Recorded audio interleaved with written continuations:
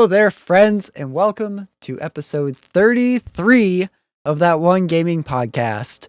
I'm Colin, otherwise known as Delicious Morsels, and here today is Lucas, aka Carnival9. How you doing today, Lucas? Doing good. All right, we've also got Neal, better known as VMK89. How's Neal today? I'm doing well. All right, and we've also got a special guest today.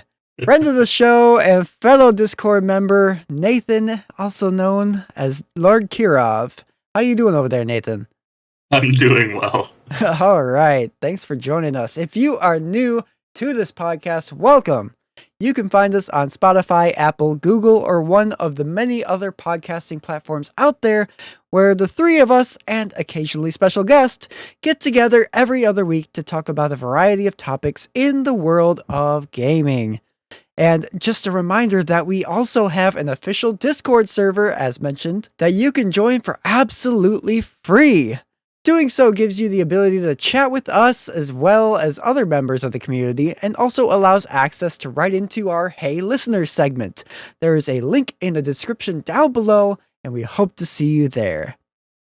And we hope you brought your appetite, because this week we are talking all about food in video games. Over the years, food has been portrayed in games in a variety of different ways, from grotesque pixelized blurbs all the way to up to photorealistic dishes of cuisine so delectable you can't help but notice your mouth begin to water. And today, we're just going to have a chat about it. With the aid of our special guest, we'll discuss some of our favorite examples of food in video games as well as other food-related topics. But before we get into that, this is usually the point in the podcast where we like to take a moment and just talk about what we've been playing since the last episode. But since we've got a special guest here today, kind of like to get to know Nathan a little bit more. So Nathan, why don't you quick run us through what got you into gaming and then just roll into what you've been playing lately. Well, I got started gaming fairly early on. I think the first thing that I actually really jumped into, because my older brother had an account when I was really little, was RuneScape. And I haven't played that in a long time, but that was probably the first, proper video game that I actually jumped into and played like crazy. Lately, I've just been on Minecraft. Been playing on the server that VMK and I have been playing on for years and years and years. And I don't know. The last couple weeks, I was on vacation in Ireland, so I was unable to play video games the entire time, unfortunately. But so Minecraft is really what I've been doing, and I don't know. It was just one of those things where games like Minecraft are kind of like my favorite ones, where you can be creative and build stuff, and. Oh yeah. Yeah, Minecraft is just an excellent mainstay game to have. Absolutely. Yes. As we know from Neal, where he streams every Monday on twitch.tv/VMK89 for Minecraft Mondays. Plug. Yeah, I've been in a couple of those streams. I usually can't make them, but You've been pretty regular before your trip to Ireland. I should be for a little while now, but I might have some instances of having to work Mondays soon. Ooh. Gotcha. I popped in the chat a couple of times, but I haven't actually been able to make a stream myself yet. But every now and then I pop in the chat and say hi. Yeah. I'm not. For those who don't know, me and VMK9 are old friends who've known each other since elementary school. So. Yes. Yep. Fourth grade, I want to say, like the end of fourth grade. Fourth grade for sure is what I remember. Okay, yeah, that's kind of what I thought. All right. So Lucas, what have you been playing? I've been playing Earthbound, and then for one night and one night only this week, I fired up Hades again because I needed to take a break from the task that I was working on in Earthbound because I decided to take the T-Rex Bat Challenge. Oh, yeah. Ha. So, once you get to Threed and Ness and Paula get trapped in a cave with a locked door, you kind of take a break from playing as them and you assume the role of Jeff. and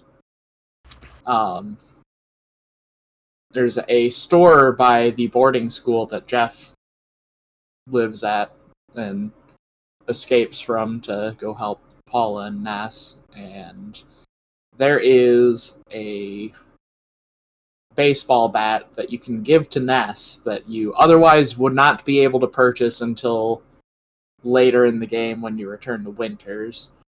But you can purchase it now if you grind out collecting a bunch of food items from enemy drops and sell them to accumulate $698 to buy a baseball bat. That's an expensive baseball bat. Yeah. And unlike Ness, Jeff doesn't have an ATM card, so he can't make withdrawals from the ATM in the store. Oof. So you actually have to grind enemy battles for item drops for selling items for $698. Oh. Ugh, that sounds awful. Yep. They don't intend you to do that, I assume. It's just supposed to be a... Probably not. But you can just do like it. a thing you can do early to get a powerful weapon earlier than usual.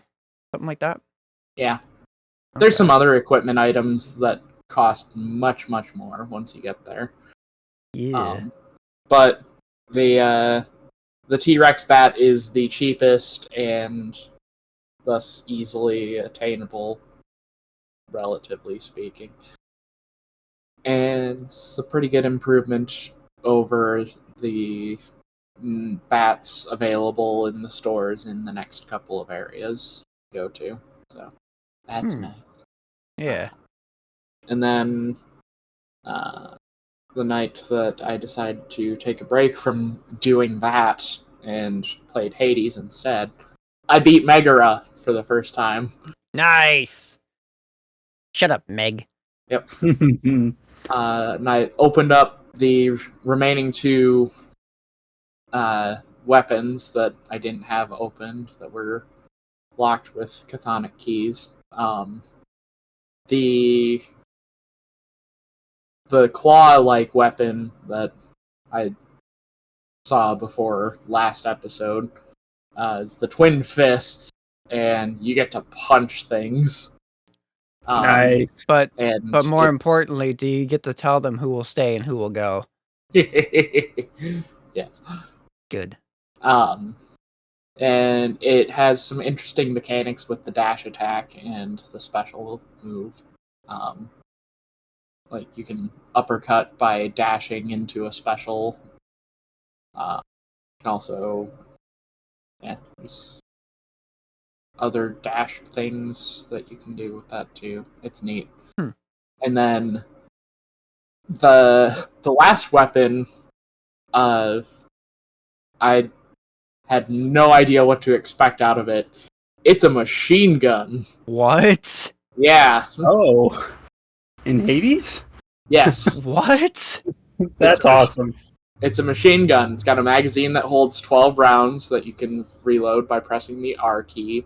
And its special move is a grenade launcher. What? That's awesome. Yeah. I need to stop putting off unlocking the other weapons. That sounds awesome. Yeah. I've been enjoying this spear so much that I haven't bothered with anything else. But holy crap, freaking machine gun! Yeah. And then in addition to just getting all the chthonic key weapons taken care of, now I can put keys into unlocking more things from the mirror, so that's nice. Nice. I also saw the big plot point between Hades and Nyx. Yeah. You actually get some details about Zagreus's mother at a certain point. I think that unlocks after you beat Meg the first time. Something like that. But yeah, it's like that was like, oh. So yeah, the story is really, really intriguing in this game. And I like how it drips it out little by little in between runs and stuff too.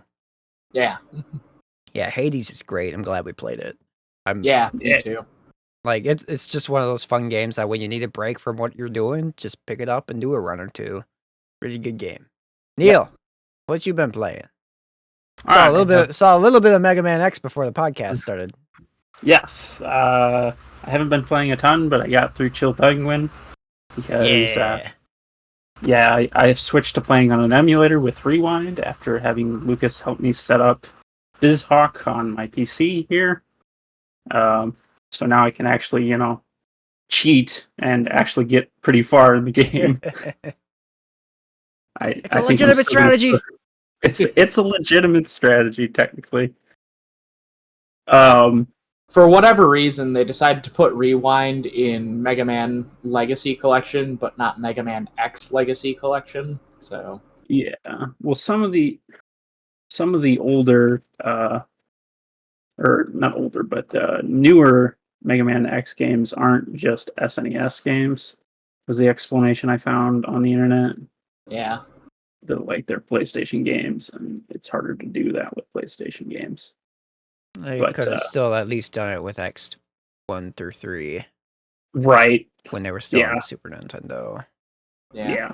But they were probably just like, well, we're only implementing this feature for 3 out of 8 games. I mean, doesn't really feel great. Like, yeah, I guess I can understand that. Yeah. I wonder what what version of Mega Man X3 they used for X3 in that, though. Because if I remember, wasn't it also on like the Saturn? Yeah, it was on the Saturn and the PlayStation. And if I remember correctly, from Mega Man X Collection on the GameCube and PlayStation 2, I believe they used the PlayStation version of X3.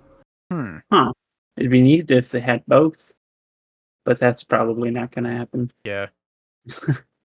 There's also like a weird debug password that accidentally got left in X3 that lets you skip to the Doppler stages. Nice. Ooh, cool. Yeah. I'm still salty about the X Legacy Collection not having both of them on the cartridge. Yeah. Fair. They learned that, like, they put both of the Battle Network collections on one cartridge. Yeah. I guess because people were yelling at them for the past, 5 years about it. Yeah. Probably. What a weird series to be upset about. Well, no, just yelling at them for not putting both the Mega Man X Legacy collections on one cartridge, so that when they came to do another one, finally, they're like, all right, we're going to avoid that. Yeah, probably. Have less angry people in our Twitter feed. Plus, I mean, when did the Mega Man X Legacy collection come out? Was that 2018 or something like that? I have no idea. I want to say it was pre the Resident Evil remakes. Okay, dang. And if it is, then it would make sense that Capcom would put a little bit more investment into the newer ones, as far as the cartridge capacity goes, just because they've got a lot of extra capital now just from all of the success of the Resident Evil remakes and stuff like that. Well, yeah. So yeah, I've been playing Mega Man X, but also I've been playing Earthbound. I got past the opening part of the game. Hung around with Porky for a bit. They got spanked, which I forgot was in there. And right now I'm grinding for facing off with Frank. I'm currently at level 7. Lucas was advising level 8. I'll probably go up to level 9 before I actually fight him, just so he's a little easier. Yeah. Well, the important thing is that at level 8 you learn Psy, whatever you picked for your favorite thing. Right. Yeah. So your Psy first rockin'. Yeah. So that's really what makes things easy for that. Right, because then you can just Psy him to death with your psychic powers. Psy guy. Psy guy. Let's not talk about him. But yeah, let's see. Also, I've just been playing Minecraft. I had a very, very ADHD session of Minecraft where I was playing one evening, and I was bouncing around between like 4 different tasks at the same time. Oh. It was a lot of fun because I had a bunch of free time because I'm currently on vacation. So I was just Nice. like, there's a lot of stuff I want to do since I have time. And instead of, taking one thing at a time, I was just bouncing between all of them. He said instead of one thing at a time, let's do everything. Well, yeah, why not? But yeah, like I said last time, the server's been pretty lively, so that's pretty awesome. And so yeah, check out Minecraft Monday. The VOD will be up by the time this comes out, but you can catch the next one Monday at 6:30 or 7. And I think that's all I've been playing. I haven't been playing Mario Kart. So now I've only been playing a couple of things, but I mean, it's only been a week since our last record, that's true. as opposed to the usual 2 weeks because we're doing this episode a week early. But still on my Final Fantasy 14 grind. I got my machinist class to level 50 last night, so I can finally actually progress forward on the main story quests again. So I've been doing that. And yeah, finally in Heaven's Word after so long. And it's great. This game is great. I love this game. And then I also am doing the seemingly impossible task of juggling Final Fantasy 14 with Baldur's Gate 3. It's been an experience. Baldur's Gate 3 is the most one-to-one translation of Dungeons and Dragons into a video game that we've ever gotten. And it's really, really fun. I've had so many people tell me to get Baldur's Gate 3. I've got all the friends, because I run Dungeons and Dragons games all the time, and all the players that I have are like, oh, you should start so that we can play Baldur's Gate 3 together. I'm like, I don't know, because I've never got into 1 or 2, but apparently Baldur's Gate's one of those series that you don't need to play the previous ones. Correct. Yeah, it's still its own separate standalone story. It takes place, as far as I've seen, well past the previous game chronologically. So everything that's happening now is completely disconnected from the previous games. But what's really crazy about it is just the amount of freedom of choice you have and the consequences of all of it. It's like it scratches an itch that for me hasn't really been scratched since like Mass Effect 3. Oh, really? Where just like the golden age of Mass Effect, that original trilogy of games, just the amount of choice you have and the way every single choice alters the course of the game and stuff. There's so much of that in this game. It's just unbelievable. I might have to get it now. It's oh my god. I'm playing a halfling warlock, and Colin, this is a fantasy game. You could be tall. But anyway, I've decided that like my character, I'm just playing him to kind of just like roll with whatever, basically. So there was one point where I was trying to get past this group of goblins, and I'm like, well, I'm one of you. It's like, I want to go past this camp and join your party. And he's like, well, you can join the party, but you gotta put on the war paint first. And then he points down to a pile of poop on the ground. He's like, go on, put on the war paint. So I was like, okay, whatever. So he picks it up and just wipes it all over his face. And he's just like, all right. The goblin just like breaks out laughing. He's like, I can't believe you actually did that. And they let you pass. You got him. And then, oh my god, I sent a gnome flying into the stratosphere completely by accident. There was another group of goblins. They had him tied up to a windmill blade, and he was just going around and around and around, and they're laughing at him. And I convinced the goblins to walk away. because Warlock has a really good charisma stat. That's part of the reason I chose the class. Convince the goblins to walk away. I attempt to free the gnome, but I pushed the wrong button. And instead of slowing the windmill, I sped it up and sent him flying. Like, the camera cuts way out, and all you see is this body hurling through the sky. It's like, oh my god. I also had my eye gouged out. Nice. Just another thing, I just rolled with it.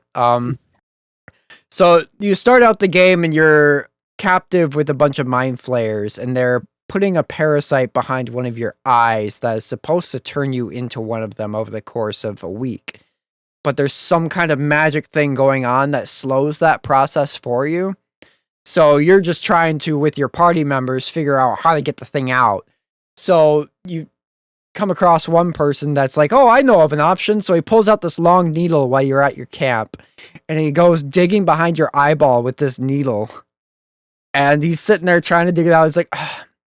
And all through this process, you have options to say, all right, that's enough. And I was just like, no, I'm just going to roll with it. I know it's probably going to end in me losing my eye, but I'm just going to roll with it. So he's like, okay, I think I've got this thing on the run, but I need a better tool. So he pulls out a freaking ice pick. You know, like this big freaking chisel type like thing that they used to like hammer ice and stuff like that.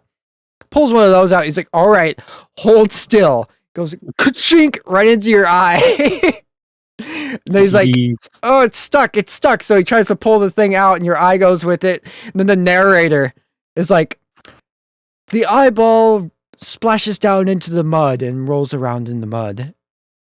And you're just like, oh, great, you just took out my eye. So he hands me a crystal eye in exchange for that to make up for it. And now I permanently have the ability to see through invisible things. Nice. Oh, cool. Upgrade. Yeah. It's like, I'll take it. Yeah, so there's a narrator? Yeah. It's almost like there's like a built-in DM for the game, essentially. Really? Like, yeah, it's pretty cool. So like whenever something like where like you're going to interact with something, it just gives you a little bit more context about what it's doing, just kind of like a DM would do. So yeah, it's pretty cool. I'm curious if it has the generic video game, what is it? The negative trope of you have XYZ options and like X option is like, you know, is it always going to be, you mentioned Mass Effect, like, you know, how like one side's always Renegade, one side's always Paragon. Is it always going to be like that, or do you have no idea what the options are going to wind up being? A lot of it depends also on just your build and your stats. Like, depending on what your stats are, you may have different dialogue options that are more like tailor specific to that stat. Like, for instance, like if you have a high nature stat, then you might get like a nature dialogue option where you can roll for that, and it'll give you a different way to approach the situation, sort of thing. There's a lot of dialogue options. There are like there's like three main things that I've found, kind of. So there's like the one that is just guaranteed you're gonna get in a fight, and those are usually just like attack X person or whatever as the dialogue option. Or there are like the charisma ways to kind of talk your way out of things, and then that opens up branches where you can kind of further manipulate them. Or there's just the basic kind of like go with the flow type options that sometimes it'll end in a fight, and sometimes it'll just kind of progress the dialogues forward, sort of thing. It's I would say it's not quite as cut and dry as Mass Effect, where, yeah, Mass Effect is like you have the red dialogue for the bad guy stuff and the blue dialogue for the good guy stuff. It's a little bit more nuanced than that. Yeah, it's good. And like just the fact that you can like roll that, like a big mechanic in the game is rolling dice like you would in Dungeons and Dragons and stuff. It's really cool too. So like whenever you're doing like a persuasion check, you actually roll a die, and you have a bunch of different buffs and stuff that you can add to it if you have those stats available to you. It's good. It's good. I think I put about 14 hours into it, Oh and I wow, still feel like I've done nothing. that's a good game in my opinion. Yeah. Though. Yep. I'm not a fan of games that are like, all right, it's 10 hours long and there's no replayability. Yeah. I do like just the vastness of it, for sure. Yeah, I've been having a really good time with it. I'm looking forward to seeing how far I go with it. How long I can manage to balance that and Final Fantasy 14 at the same time. Because then we also, in a couple weeks, have Armored Core 6 and Sea of Stars coming out, and then I'm probably just gonna die. Just give up on life. There's too many video games. Yep, there's just too many games. So many Not enough games. time to eat and drink. Have to play. Yep. I mean, when Final Fantasy 16 came out, you didn't really eat or drink anyway, so Pretty you can much, handle yeah. that. Yeah. Yeah, I mean, I took a 4-day weekend for Final Fantasy 16. Did nothing but play. It was great. Yep. It was great. Oh, but anyway, let's move along into our Hey Listeners segments. Hey, listen! Where I poll our Discord members a topic before each episode related to the episode. And this week, I asked them just one video game that has great food. And we got a couple write-ins this week. The first one comes from Crystal Lily, where she writes, "There are many games where I wanted to speak up on the food, from classics to ones that are known for their cooking, but what I picked is the Harvest Moon / Story of Seasons series. Playing them as a child got me very curious about cooking and introduced me to new dishes I had not even heard of. I remember spending a lot of time cooking in them and saving what I grew to use as ingredients. It was satisfying to make things I worked so hard growing, and a lot of it looked so good. Even things I personally knew were not in my taste at the time made me curious to try something new." Yes, the Harvest Moon series, I haven't played any of them, but I am absolutely familiar with them. They are, farming sims where you do farm stuff. So I can imagine, like, with them having just such an emphasis on growing food, that the actual, like, preparation and cooking of food is probably really, really satisfying and tasteful as well. And that Harvest Moon, A Wonderful Life, but it's not actually Harvest Moon, A Wonderful Life remake just came out recently. It's been a good time. Yep. My sister and I spent a lot of time playing those games back in like junior high. Nice. I do like a good farming sim. I still gotta get back and play more Harvestella. That is also I kind a of good burnt farming myself out on Stardew Valley last year. sim. Yeah. Yeah, you can just get like a little bit like too deep in it, and then before you know, you're like, oh man, I don't want to just keep doing this whole thing over and over again today. Well, when you get to the point where you have like an entire greenhouse full of ancient fruit seeds and all you're doing is just trying to progress time so you can make money, it's kind of not as fun anymore. Yeah, that's true. Yeah. It's very much like in those types of simulators, it's the progression for me, but then when you get to the end of the progression trees, it's like, Right. Yeah, and then you're just kind of like waiting around for more stuff to happen. Yeah. Well, yeah, our next writing comes from Bran Flakes. And she that's my sister. Hey! Bran Flakes writes, "In the Zelda series has amazing looking food. I want to try Grandma's soup from Wind Waker so dang bad." I love the cooking in Breath of the Wild and Tears of the Kingdom. It's kind of a pain in the butt the way that they made it, because you have to like physically put everything in your hands and then drop it into the pot every single time. So that's a little bit annoying, but it's just really satisfying to watch the food bounce around in the pot. And then Tears of the Kingdom, Link actually like hums like Zelda tunes while he's cooking. oh, really? Yeah. That's awesome. Yeah, so he'd sit there, he'd be cooking, he'd be like, just like stuff like that. It's really fun. That's awesome. I love the fact that you're like, it's so annoying that you have to put the food in his hands before you put it in there. Yes. I just want to like telepathically transport it from my backpack into the pot. I wish I could do that in my day-to-day. You have no idea. But it's one of those things where, like, cooking in video games is shown to be so easy. You Yeah. literally just grab 5 of X, 2 of Z, and then put them in a pot, and you suddenly have food. Yeah. Right? Let's just get right into it. So let's just bounce into our main segment, which is all about just food and video games. I left it very broad because it is a very broad subject matter, obviously. But yeah, like you mentioned you have a cooking background. Why don't you kind of explain a little bit? What do you do? So I got into cooking in later in high school and went through and got all my certifications and stuff like that you have available through that. And then I went through college. I have a college degree in culinary arts. I've got 10 Nice. years of experience in the cooking industry, from catering to fine dining to mom and pop places. And right now I'm working as a restaurant manager. So I have not... No one has all the experience in cooking, and I'm by far not the best chef in the world, but that plus, playing video games since I was almost 6, it kind of gives me a much broader appreciation of when you see food in video games. So, for instance, like we were just talking about preparation methods, like it varies from video game to video game. Most of them don't take the time to actually show you the whole meat and potatoes of what cooking entails. It's literally throw it into a pot and you suddenly have food. Right.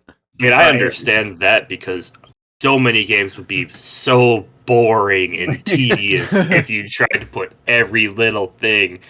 It would literally take like in-game days to make certain foods. Yeah. And nobody wants to do that unless you're going for stuff like Cooking Simulator or something like that. But even then, they have stuff pre-prepared in those games. You don't have, like, a lot of my experience has been a prep cook where you're coming in early in the morning and making and just like cutting up all the ingredients for the other people the rest of the day to put together for the actual food. So it's even more than most people think if they're like, oh, they've played the Cooking Simulator and they're like, oh, I could do this. Oh, yeah? Can you do all the preparation beforehand? Can you do all the monetary, the ordering, all the other stuff, and blah, blah? So it's just one of those things. One of the things I love personally in video games is just the depiction of food itself. Yeah. So, Yeah.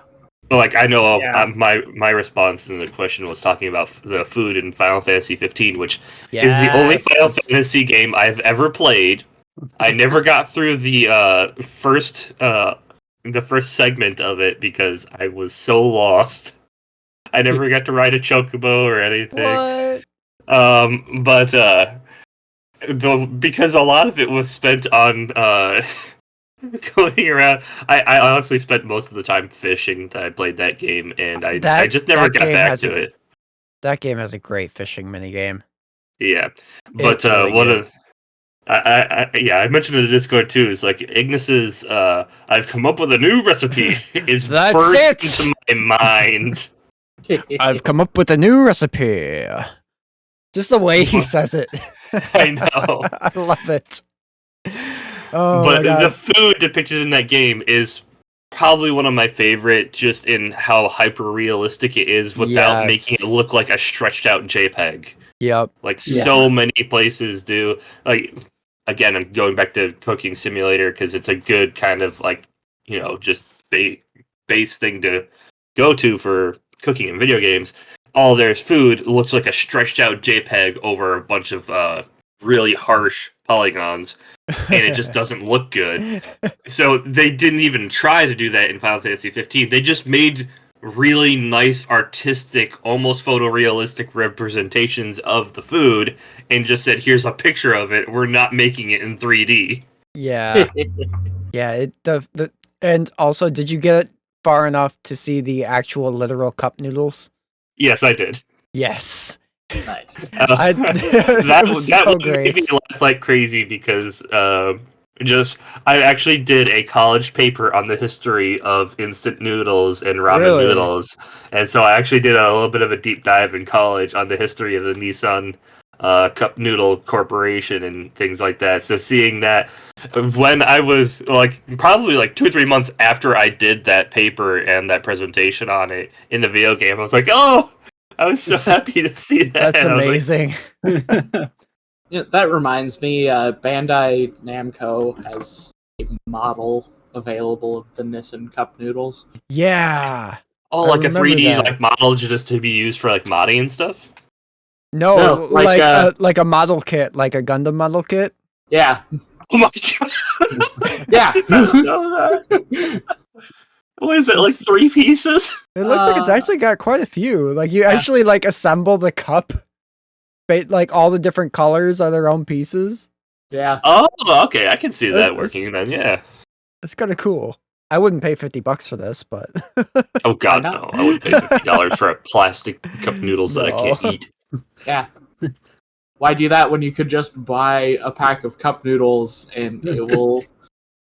If you're spending $50 on cup noodles, you're gonna have like an entire cabinet full of nothing but cup noodles for like a Oh, yeah. year. Yeah. Like, you could get a lot of meals for $50 just by purchasing regular cup noodles. Yeah. And I mean, it's cup noodles. They'll break down at about the same rate as the plastic of the model. But You know, it's funny. The stuff for instant noodles. I'm not sure if they still use it today, but originally, the first like editions of instant ramen, like the stuff that you just put in, and it takes like 2 seconds to heat up, and then it's suddenly noodles. Their preservation method was actually just edible wax that would melt off into the food build. Interesting. because it serves as an airtight seal. Yeah. Yeah. Huh. Well, what's really funny is like I'm glad we went into Final Fantasy 15 and its food first because the Final Fantasy series has not always been known to go that hard on its food. Just take one step back to Final Fantasy 14 and you get the ever memeable the grapes that are just Oh like a god. polygonal shape wrapped in a grape JPEG. And they are so memed about among the 14 community that for FanFest this past couple weeks ago, one of the things that you would get I in your just googled it. yeah So bad. yeah, and at a FanFest they actually gave away a little stress ball in the shape of the grapes That's for beautiful. all the people that attended. It's just amazing. Yeah, no, that's like textbook what I was talking about with like a not even that good of a like picture image stretched over really bad polygons. Right. You see that so much in food and in just like, you know, vegetables and ingredients and stuff in video games because it's easy and because the developers don't think of it as like something that's important. Right. But it's one of those things where I'd much rather have it be stylized in the game than have a bad JPEG over it. Yeah. I'd rather have like, you know, some like in this instance, I'd rather have like some, you know, blocky looking grapes, but have them be individual little grapes on like a blocky little stem, because that looks better than that. Yeah. Like you're not gonna see something like that in Minecraft, for instance, where they try Yeah. to stretch a JPEG over one of their pixelated things. Right. I Yeah, will have say you- Minecraft is very, very guilty of not having proper preparation in its recipes for food. Yeah. Oh, there's been so many people who have tried to make like the Minecraft cake using just the Minecraft recipes and stuff like that.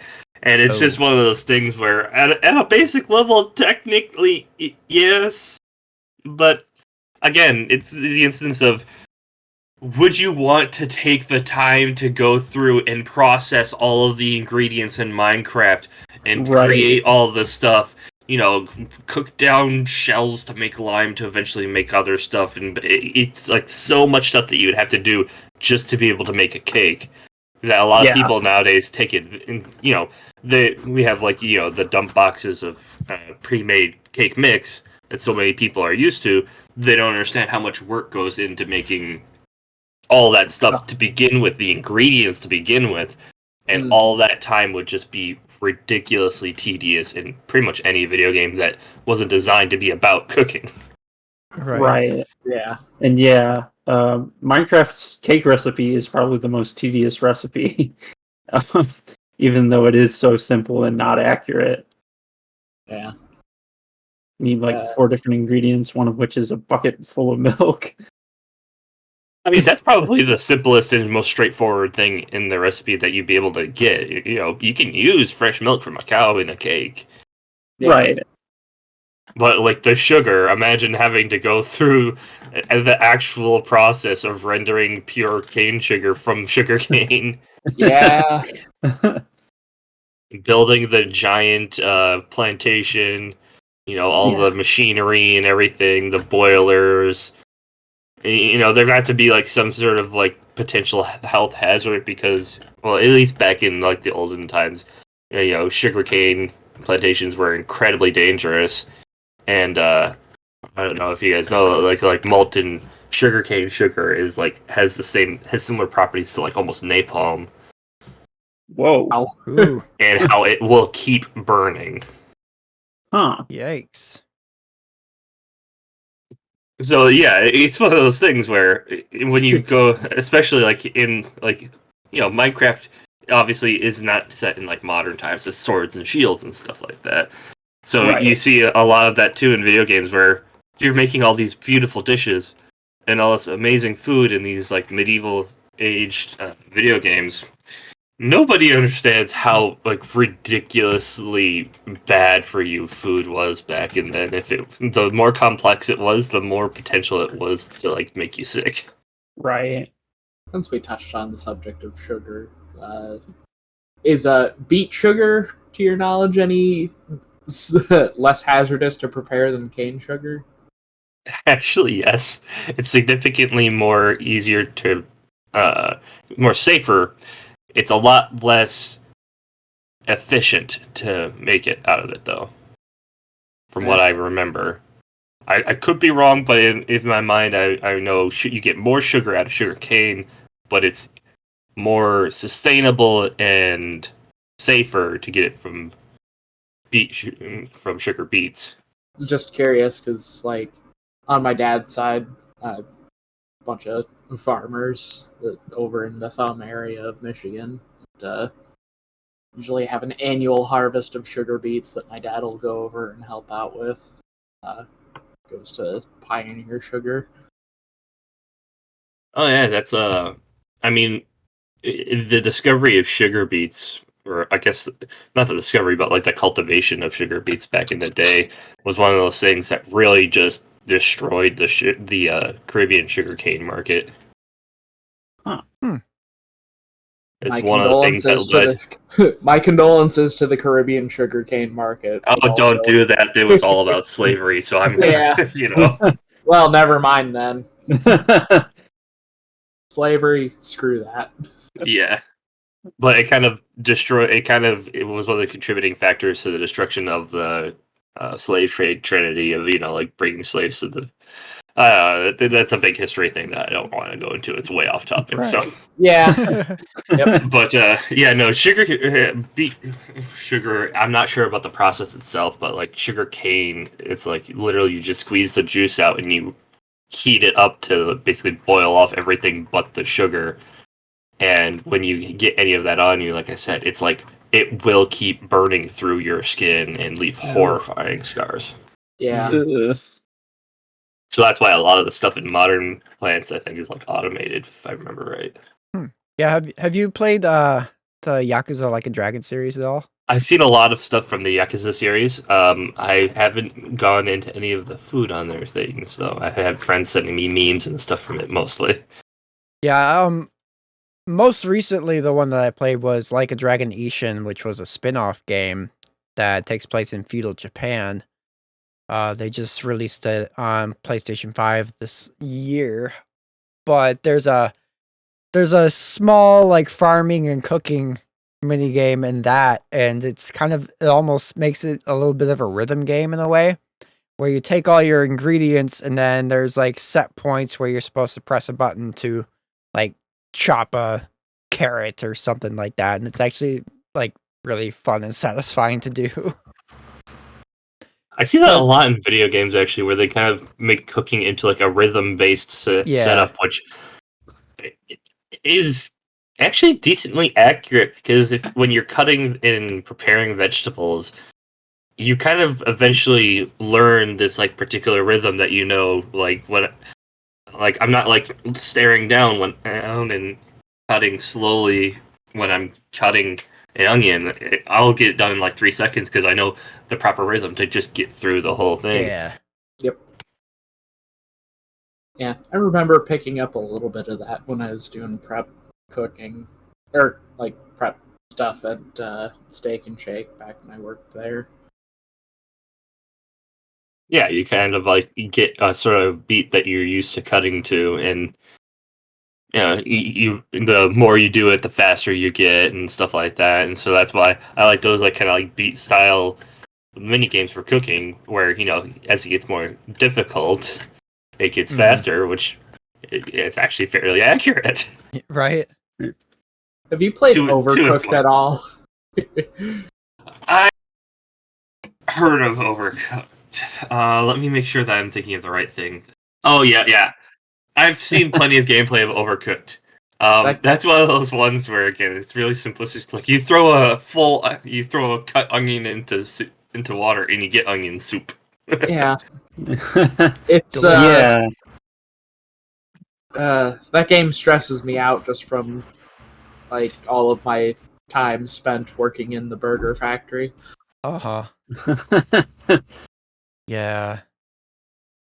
I mean, it's a great way of showing how it takes more than just one person in the kitchen. Yeah, People have this idea of like everyone's like, oh, compliments to the chef, and and I'm the manager. I'm like, all right, which one? Right? yeah. we Yeah. have 5 people back here right now. All of them had a hand in your food. Which one? Yeah. Right.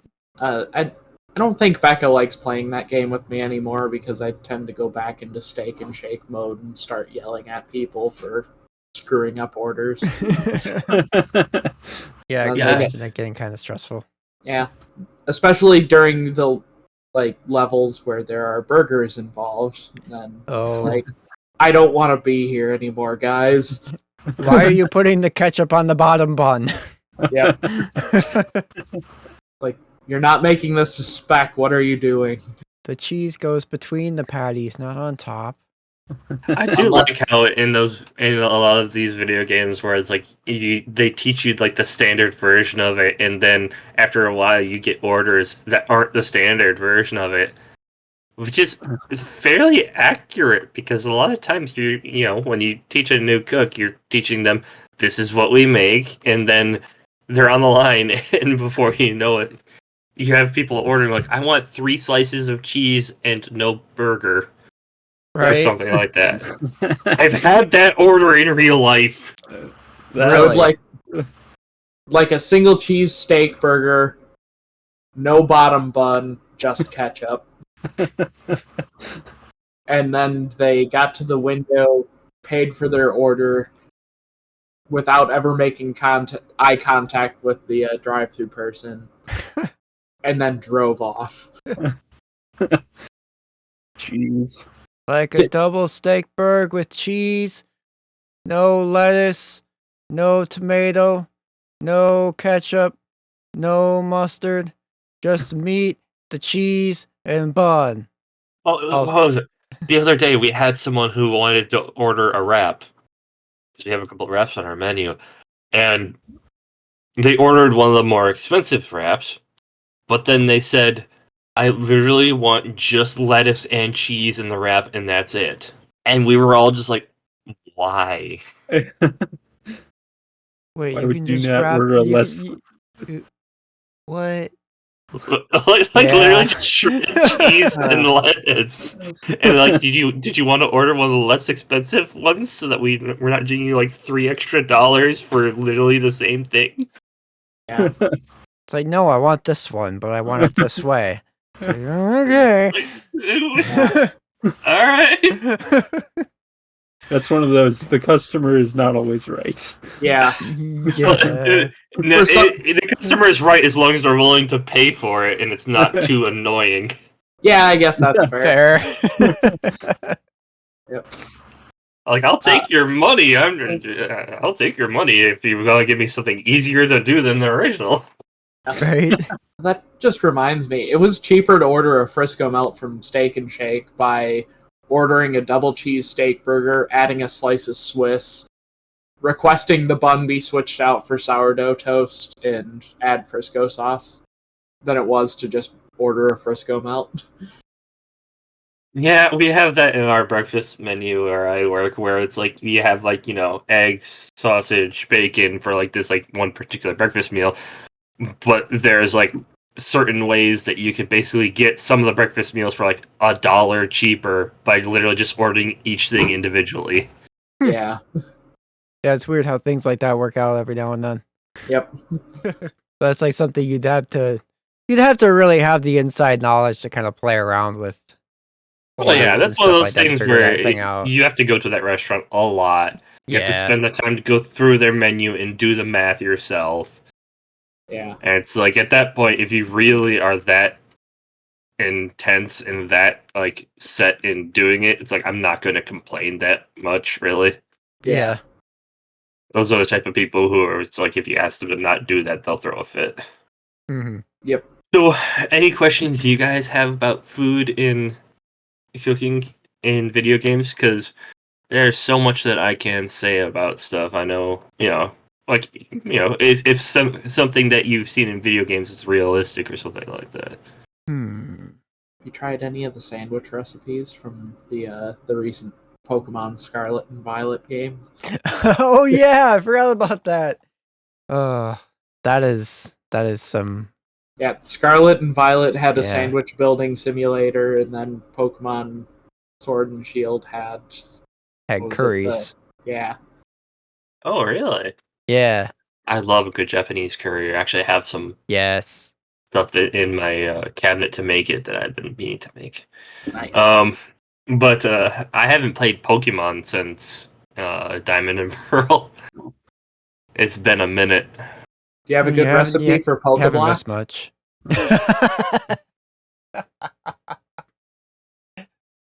Were they Pokeblocks or were they Poffins in Gen 4? Were they both? I don't remember. All I know is that you stuck them in and then you swirl it around on the bottom screen. And if you swirl it too fast, you'd spill. But if you didn't swirl it fast enough, it would burn. That game was stress-inducing. I mean, that's just sautéing anything. Yeah. True. Oh, man. Sautéing anything or your stir fry, especially, because you're working with a lot higher heat in the stir fry. Mm-hmm. And you're throwing it so much higher. Right. Yeah, I will say I liked the curries in Sword and Shield more than the sandwiches in Scarlet Violet. It sounds so much more satisfying to make a curry than a sandwich. Yeah. The sandwich physics are just so funny, though. Yeah. Everything, everything has like a very, very like hard static physic to it. So like nothing has any like elasticity at all. It just all sort of piles on top of itself. Yeah. And if you pile it just slightly, if one thing is just slightly off, it all falls apart. Oh gosh, so it's like everything's like super starched clothing or something like that. Yeah. Like it's all super stiff. Yep. You can stack the pickles on top of each other and balance the bread on top of it. Because, pickles are known for being ridiculously tough and hard. Yeah. It's like I found that one of the hacks that you could do on the higher end was just to not put the top piece of bread on when you finish the sandwich. Huh. Because dropping that piece of bread on there, that wouldn't, you'd avoid that messing everything up. Because a lot of times everything will be sitting on there all nice and neat. And then you drop that piece of bread on top, and that's when everything goes bad. Huh. So intentionally make it an open-faced sandwich. Yeah, basically. I feel like But open yeah. face sandwich is just one of those things where I don't understand why that became a thing personally. Yeah. Because it's funny because the evolution of sandwiches is that it started as open face, then we got what we consider sandwiches, and now it's starting to revert. Yeah. That's odd. Because sandwiches started with people using bread as like a as like a vehicle for other stuff. Someone eventually figured, oh, put bread on top, it's easier to hold. Yeah. Right. And now you're seeing more and more people thinking that the open face is a fancier way to go about things, which generally turns into the fancier you think of something, the more generic it becomes because people try and do it more and blah blah blah. Yeah. I would say that the top piece of bread also keeps it from getting all over your face. Yeah. Well, you could always just hot dog it and just sort of like smush from either side. Yeah. True. Right. True. I mean, if you don't have a bunch of stuff on an open face sandwich, like I used to eat grilled cheese and peanut butter bread open faced. Yeah. So if it's just the one thing, like peanut butter or Yeah. cheese, it's not as bad. Yeah. Oh, But I could definitely mean, see making a BLT open faced would be a mess. Oh yeah. Yeah. Unless you hot dog it. Yeah, unless you hot dog it. Then it's just a different sort of pork product that is in the bun. Yeah, true. I mean, avocado toast is a thing where it's literally just a piece of toast with avocado spread over it. But I people, never understood the appeal. it's literally like it's not even like that you add anything specific to the avocado. It's literally just put piece of toast in toaster, take the guts out of an avocado, spread it over it. You have avocado toast, but you have places that are charging like $18 for a single slice of that. I did that to What? someone in a Steak and Shake drive-thru once. They wanted avocado toast, so I rang them in, like, basically for, I think a guacamole steak burger, switched the bread out for toast because it was outside of breakfast hours, then took everything off of it, so they got charged, I think, like, close to $7 for just some white bread with some, like, very close to expiration guacamole spread on it. Oof. That's the other thing I just realized I wanted to touch on for video game food. How often do you guys see in video games? Because you guys probably have a much wider range of games that you've played compared to me. I know VMK knows I kind of have like my set kind of like modes that I get in. But in your experience, spoilage in video games in relation to ingredients to food, like what do you guys prefer to have as a mechanic, and what do you guys see more often than anything? Because a lot of times I just see spoilage doesn't exist. You can have this piece of pork sitting in a chest in Minecraft for decades, and it'll be just as good as the moment you cooked it. I mean, yeah, literally in Minecraft we have stuff that's been in chests for 8 years, and it's perfectly fine. You can eat it. Let's see. I Remember- have played a game or two that has food spoiling. I just can't think off the top of my head which ones. It's been a while. But I just remember it's like you pick something up and then you check in your inventory a couple days later, it's all rotted. It's like, what? Oh, I remember in Colin's Minecraft realm getting crap from everyone for eating almost exclusively zombie flesh. Yeah. I had a zombie spawner that I found in the basement of my house, so, like, it was food. I mean, I've seen some mods in Minecraft where instead of saying zombie flesh, it just says like rotten meat, and any meat after certain periods of time will just turn it into the rotten meat. Oh, jeez.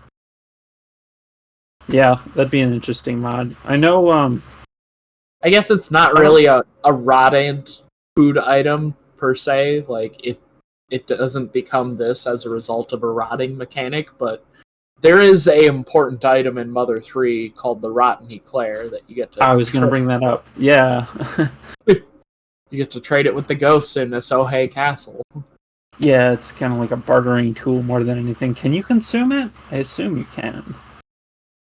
Cannot be eaten. Okay.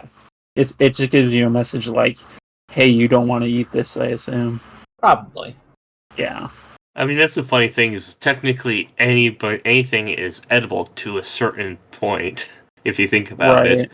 Right. Which is one of those things Yep. where it's like, you get all this stuff, it's like, you can't eat this. It's like, why though? If you get like ingredients, there's so many times where you get like vegetables and stuff like that. It's like, you can't eat this. It's a carrot. Why can't I eat it? Yeah. Or wheat. Yeah. In Minecraft, you can't eat wheat. What do you mean? I've done that growing up, visiting my grandparents' house over in the Thumb. Yeah. Like, you can get cracked wheat bread, and that's just basically like whole grain wheat bread, but it's so whole grain that there's still like parts of wheat kernels in it. Or if you get what is it? I've seen people do like toasted wheat kernels, kind of like making popcorn almost. Ooh, Huh. That's sounds interesting. tasty. A lot more savory kind of feel to it, and obviously it doesn't puff up anywhere near like corn. Right. It's like, I guess kind of circling back to earlier, you could just take a bite out of a sugar beet. Yeah. You're allowed to do that. You don't have to wait for it to become sugar. Right, it's perfectly edible as is, but you can make it into other stuff. Like Ark, I played a lot of Ark in the past, and they have a really decent spoilage mechanic where, you know, based on in-game time, and you can even adjust like the timing and stuff like that. Food will eventually decay, and in that instance, it just turns into nothing. But then there's games like Project Zomboid that I play it as well a lot of, where they have like an entire page on just spoilage mechanics and stuff like that. It's probably one of my favorite games just for you know, the logistics ends of cooking and food, and you know, you could forage and stuff like that in that game. It's so intense. Like, they even have like a chef background in it, which I've taken multiple times in playthroughs. But when food decays in that game, it turns into rotten food, and you can still eat it. It just get you insane amounts of depression and unhappiness meter. So it's one of those things where it's always curious in my mind is like, where does food go when it just disappears in the games that have rotting systems but no rotten food? Yeah. Hmm. It just becomes goop in the bottom of your bag. Not even that, because the inventory space, you know, like you know, is suddenly free. So it's like it just turns into ether. It leaked out the bottom of your bag. What's that stuff running down your pants? I don't know, but I have more inventory space about it. Impossible. How did the enemy forces find us? You have a trail of rotting vegetables right behind you. Yeah. Hey, has anybody seen those carrots I picked up a few days ago? You look down those carrots. Oh, wait, why can't I pick them up? What's going on here? Ooh.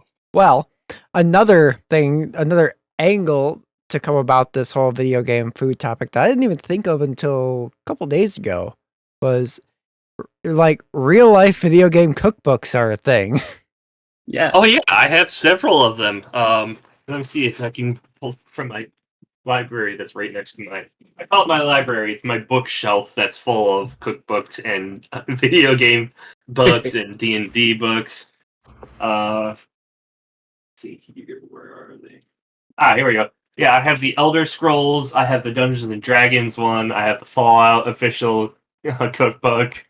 Nice. I've actually made a couple of things from the Dungeons and Dragons book, which is the Hero's Feast, which Okay. I love that name, considering that's like one of the highest level spells for making food in D&D, Huh. like appear from literally nowhere. Nice. But yeah, like the whole thing came up because just randomly I went into my Amazon app one day this week, and just the Sonic the Hedgehog official cookbook was a suggested thing for some reason. Yeah, a I was lot of chili what? dogs, I assume. A lot of chili. Well, there's chili dogs Yeah. right on the cover. 3 different varieties of chili dog right on the cover.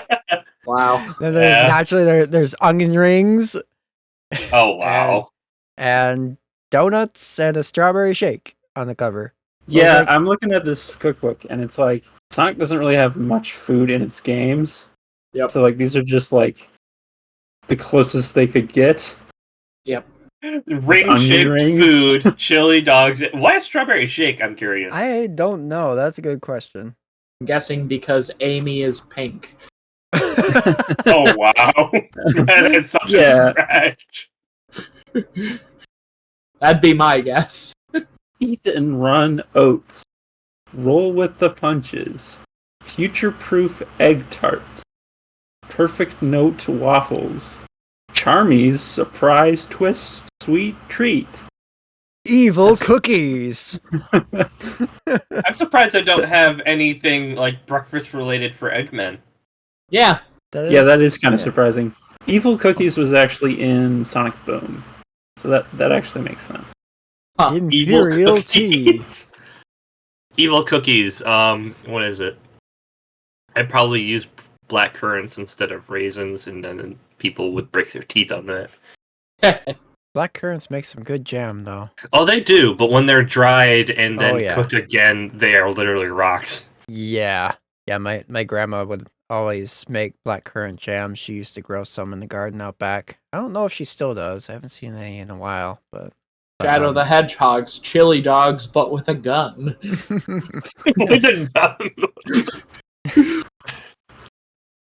It just makes me think of that one anime meme where the guy's like making some food or something and he just sticks his gun in it. Yep. It's like ramen American style. Add a pinch of garlic and a gun.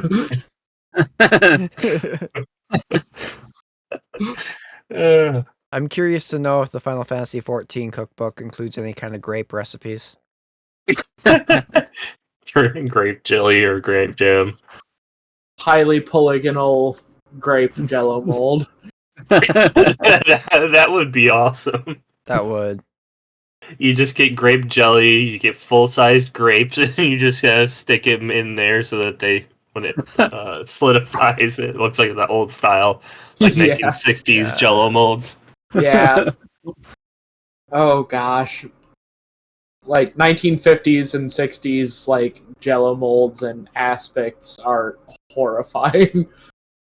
I never learned how to do those, and I'm so happy because they took that out of the course curriculum Oh for good. college.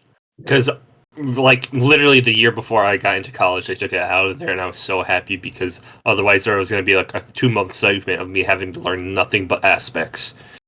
Yeah. And I hate aspect. It's so disgusting. Yeah. I understand the utility of it in presenting food, but it's just not worth it, in my opinion. It's such a holdover from the 50s and 60s. It really needs to die out. The running theory I've heard of why those were so popular back then is that it was like a passive aggressive housewife thing to get back at their husband for making him stay at home all day. Oh, it has to be. Have you seen some of the disgusting stuff that they made, like the tuna salad jello molds and stuff like that? Uh-huh. It's terrible. Yep. I would love to have some of the ornate molds that they had back then.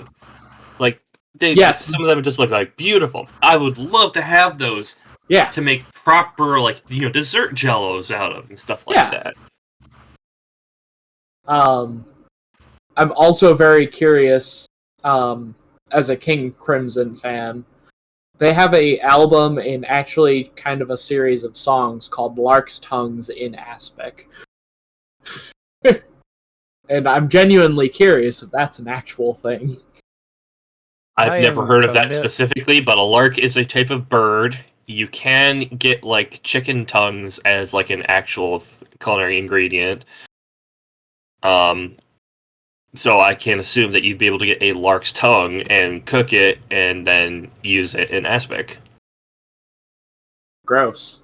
It probably would not taste good just on its own. You probably want to season it and everything like that, and even then, it will be like one of those 50s like aspect molds. Yep. But it theoretically, it could probably be a thing. Bird tongue jello mold. I'm not sure if larks are Basically. protected or anything though. Yeah, I don't know either. I have used calf's tongue and other stuff like that, and it's actually really good if you cook it right. You don't just boil the crap out of it and throw it on a plate like so many people do. Oh, yeah, Grandma Jan used to make a really good beef tongue stew. Oh yeah, you gotta get the outer layer peeled off and then stew it real good, and it's delicious. Yep. Also, kind of a popular taco meat, if I remember correctly. Oh yeah. Beef Beef tongue and I think pig's tongue, but I'm not sure on that. tacos el lengua, I believe. I'm incredibly rusty at Spanish. I'm really good at eating Mexican food, though. So that gives you what is it? That makes you qualified. Yeah. Yep. I eat here a lot. That means I know the language. It's unfortunately not one of the menu choices on the tacos or at either of the taco stands down the street from me. Well, that's the thing is like a lot of organ meat, and the tongue is considered an organ, is really restricted in the U.S. specifically. Yep. So like you go to any place in Europe and you'll start seeing things where like you can get literally just buckets of blood and tongues and lungs and stuff like that. You're a normal supermarket. Yeah. Get Fun stuff like sweet gallons of other stuff. Black pudding in like blood sausage, sweet things like that. Actually, blood pancakes is one of the ones I've heard is really good. That sounds brutal as hell. Interesting. Where you use the blood instead of a lot of the liquid for it, and it's just I've seen it, and it's when you cook blood, it turns out black. It doesn't come out red like you'd think. Yeah. So it looks like a chocolate pancake. Huh. Now I have the song "Baptized in Blood" by Death stuck in my head. I'm still singing. Oh, that's one of the things that I wanted to bring up as well. The horrible misusage of food I see in video games where, like, in hunting specifically in a lot of video games, where you kill something and you get, like, 2 steaks out of it and that's it. Oh, yeah. No, you Minecraft don't. is especially bad. Yeah. Well, if you have a magic Minecraft is sword, Minecraft you is like, you kill a chicken, you get a whole chicken. Okay, you kill a cow, you get like maybe 3 steaks and a piece of leather, or you somehow get 2 entire pieces of leather from 1 cow, or whatever. But that's beside the point. But like, that is so grossly inaccurate. but like in any video game, like in Forest or even like Sons of the Forest, like you kill this thing and you get all these chunks of meat, but it never so many games, whenever you're hunting, it's like, oh, I killed this deer. I have enough food for like 2 hours in game now. What the? You should have enough food for a week. Yeah. Yeah, that's kind of like Breath of the Wild is really guilty of that too.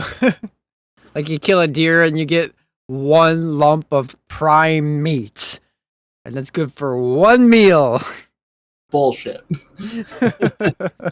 So you should be killing 1 deer and be set for like half a month if you can preserve stuff, like, smoke it or whatever.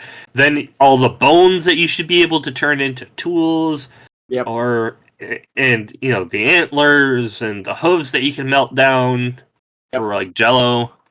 Yep. They should give you the option to either do a quick cut and get like limited resources to bring back, or physically drag the carcass back to your camp where you have a setup for it, so that way you can get the full value out of that animal. Yeah. That's one of the good things that I liked in Red Dead Redemption 2 is like you can skin it there and you get a better skin because it's fresher and stuff like that. And like usually when you're leaving, you only leave the guts and stuff behind when you clean the animals. It's nice, but it also has the same instance of like if you want to eat it, he sits down, he has like 3 bites of food. Suddenly the entire goddamn gator's gone. Yeah. Yeah, I actually forgot Red Dead did slightly have a mechanic like that, because you could like throw an animal carcass up onto your horse and then take it back to camp with you and stuff, but I don't think it gave you like any other like significant benefits of doing so. That was just kind of because I think you had to also provide food for your camp as well, so it was kind of tying into that. And a little bit of a subcategory of this that kind of irks me a little bit in some video games is where you kill like a chicken in a video game, any generic video game, you kill chicken, you get like poultry meat. Or it'll say like, bird meat or something like that. Or an egg. Whatever. But actually you can get an egg if you kill a female chicken sometimes because of how quickly they actually lay them usually. But getting it out intact is after you've killed the chicken is usually never gonna. Anyway, but then just a but then on top of egg wash.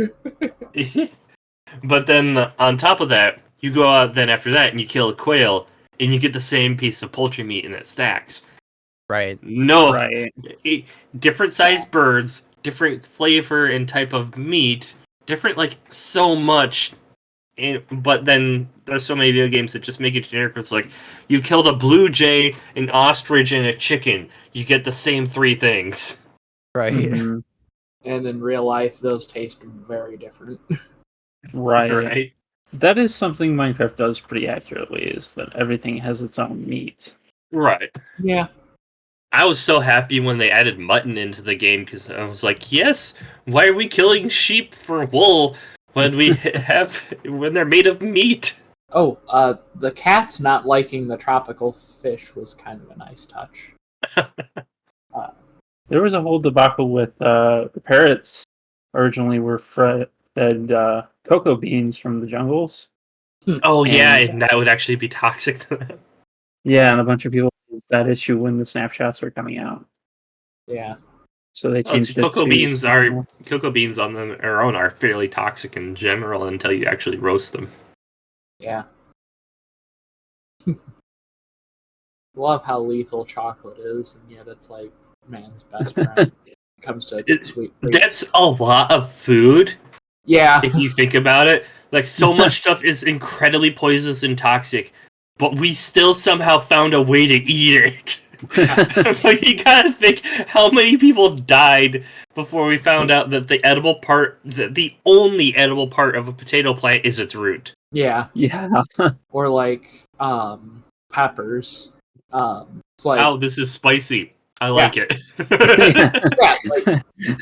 like peppers evolved like capsaicin production as a deterrent from being consumed, and then humans just came around. And it's like, I like it better because of this painful thing now. Yeah, and now we breed pepper cultivars recreationally to just be insufferably hot. And now this brings me to like one of the most memed things that I've seen in the food industry. It's like, who is the first person like to look at a cow and be like, I want to drink from that? Yeah. Yeah. Yeah, and all of the like awkward looks, I'm sure the first person to like go milk a cow for milk. It's like, what? So what were you doing to that? I want to try it. Yeah, that's definitely odd how that came into being. The way food in general kind of came into being. Food is weird. Food is very strange. Yeah. What is this thing? You put it in your mouth, and then it provides you with nutrients and sustenance. Sometimes, if you're lucky. Otherwise, like other foods, you just eat because it tastes good and it doesn't do anything at all. Like corn. Yeah. Comes out the same way it goes in. It's true. But man, it tastes good. Yep. Going back to games with cooking mechanics in them, though. The other game, Xenoblade Chronicles 3, had some good food in it. But what was really funny about the cooking in that game, because you would cook food to get kind of bonuses, like temporary buffs and stuff that are applied to your party and all that, like a lot of RPGs and their cooking mechanics do. But what was that really makes funny, me think a lot of like Monster Hunter in particular. yeah. But what was really, we could talk about Monster Hunter too, because Monster Hunter World did some fun stuff. But the funny thing about Xenoblade Chronicles 3 is it came out like a month after the game came out. That some of the food in the game was actually broken and didn't provide any buff at all, in spite of it saying it was giving you a buff. Huh. It was like literally like probably a week after I beat the game, and I spent like the entire month of August playing through it last year. Week after I beat the game, I came across this article. It's like, yeah, all the food is broken and doesn't work. I'm like, what? I just spent 100 hours cooking and it wasn't doing anything? What? I felt so ripped off. I think it was only specific things. So I think actually what I was doing was still working, but there was specific buffs. I think it was whenever you would go to a town and order food at the canteen. I think that's what was broken. Because what you would do when you go to town, that's how you learn some of your recipes. You'll just go to a town, order food from the local restaurant, and then your chef in your party will be like, oh, I can make something like that. And then she learns the recipe, and then you can make it at camp stuff. So I think the cooking at Come up with a camp... new recipe. That's it! What is it, Ignis? I've come up with a new recipe. How? I stared at something for 5 seconds. Exactly. Pretty much. Takes one bite and he's got the freaking anime light bulb above his head. That's it! I wish it worked like that, where if I went to a really nice place and I ate their food, I immediately learned the exact preparation and recipe. Yeah, that would be great. Yeah. But like you mentioned Monster Hunter, and I really like Monster Hunter World especially, because they're all cats. Yeah. I love the Balicos so much. And the food in that game is Right. I've seen so many memes about that. Where like somebody did a very bad like edit of like them handing in like something that's supposed to be like a game of spaghetti and meatballs and it's hairballs. Spaghetti and hairballs. Oh god, that's amazing. But this goes into another little point. The effects of food in video game. I mean, this could go back all the way back to the original like Doom, where video game food healing you. Yeah. What is it like the trope of picking up this cooked turkey that's been sitting in the ground of this ancient dungeon in hell, and somehow it's healing you. Like, oh no, that Belmont's coming. Better hide my pork chops in the wall. Castlevania is pretty weird about that. Yes. I just love the aspect of like in some games where it's like I was just in an intense firefight. I've been shot several times. Quick, somebody hand me a snack. Yeah. Anybody got a Snickers? Yeah, like in BioShock, you get in a gunfight with a bunch of splicers, and then you just gobble up all of the bags of chips in sight, and you're you're fine. You just plug the holes with chewed up chips, and you're good. Yep. It's just crazy to think that like slam a couple pints real quick, you'll be fine. Oh yeah, I love the differences in games between intoxication levels on certain things. By the way, so like in Deep Rock Galactica, where it actually gives you a buff to drink before you go to certain stuff, or in most. Or Rock and stone to the bone. I love that game. In most games where it just gives you like this, like, the drunk goggle effect. Yeah. Yeah. It's especially fun in the Yakuza series because like you get like super wobbly. Kind of like in Grand Theft Auto, you get like super wobbly too. But You can drink a lot. Like the guy's tolerance level in Grand Theft Auto, that's when you know they're all drunks with how much it takes to get them wasted. Yeah. Uh-huh. But in the Judgment games, which are spin-offs of the Yakuza series, there's actually a special finishing move that you unlock specifically when you are drunk. Nice. Wow. And it's based off of have you ever seen the movie The Legend of Drunken Master with Jackie Chan? I haven't. I've been meaning to watch that one because I played a Drunken Master Monk in D&D once. Yeah, it's a spin on that.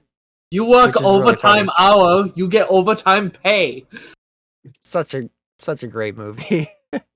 This good stuff. But yeah, there's also some bonuses that you get when you're above a certain intoxication level in like all of the Yakuza games, but like in the Judgment series specifically, there's that really fun finisher that you get. Like you can take out up to 3 guys in one hit just with that. Just for being drunk. Makes you an ultra powerful super warrior. Well, I love how in games like in like Skyrim, drinking a full bottle of wine restores your stamina. Yeah. How does that work? No idea. You're too drunk to realize you're exhausted. I really like the amount of mods that I've seen for Skyrim where it's like you getting your character drunk is like one of those ones where I've always wanted to try it.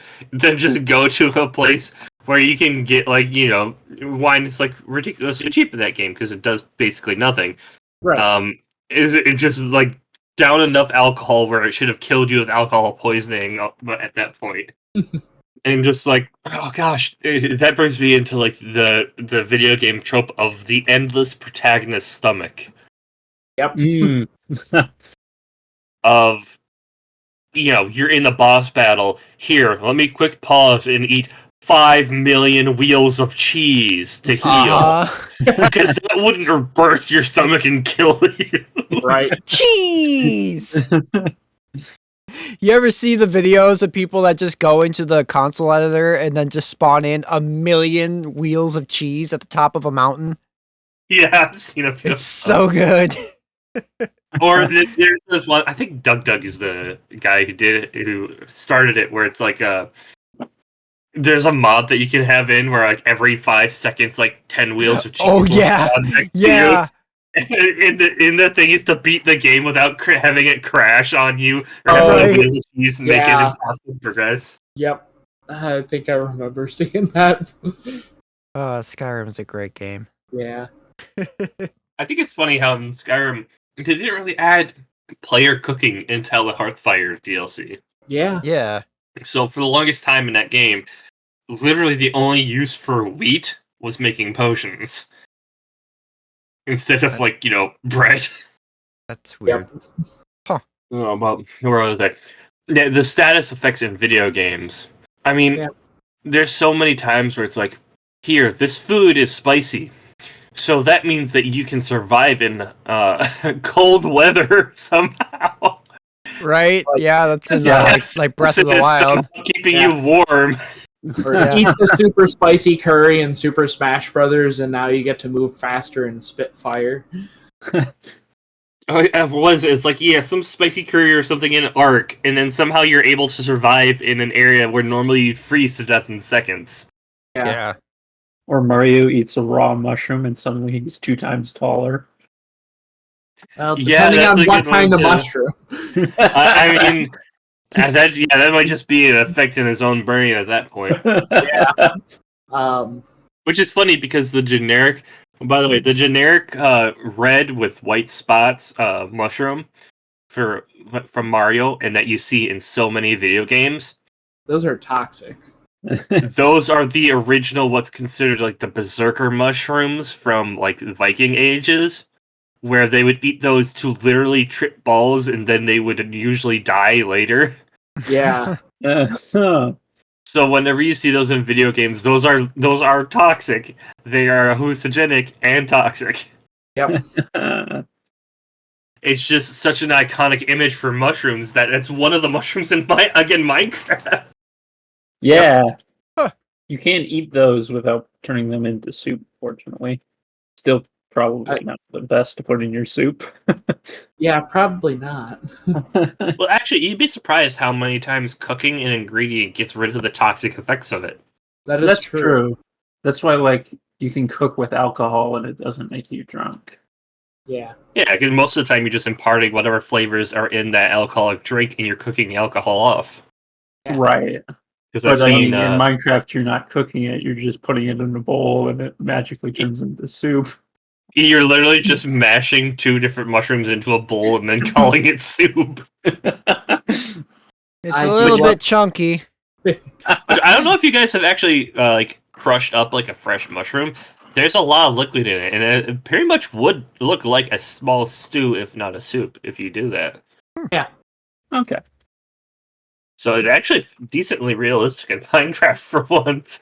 That if you Yeah. just smash a couple of mushrooms in it, it'll kind of look like mushroom soup. Yeah. I mean, back at Steak and Shake, since I was third shift, I would often be the one grilling the portobellos for the portobello steak burger, and like you'd start out with an entire like 1 gallon bucket of portobellos and end up with like a half of that by the time you were done grilling them, just from how much moisture cooks off in the Oh yeah, grilling there's so process. much liquid in mushrooms. It's one of the reasons why when you're cooking them, you really don't need to add like even that much fat to begin with, because once they start cooking, the moisture they release on their own will stop them from sticking to most pans. Yeah, fungus is cool. Quite the fun guy. Uh, Opinion: would toad be a meat or a vegetable?